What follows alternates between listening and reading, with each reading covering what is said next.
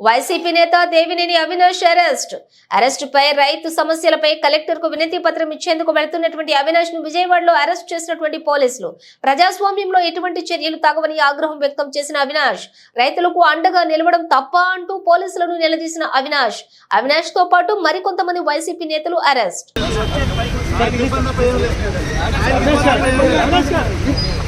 Protect చేస్తున్నారు.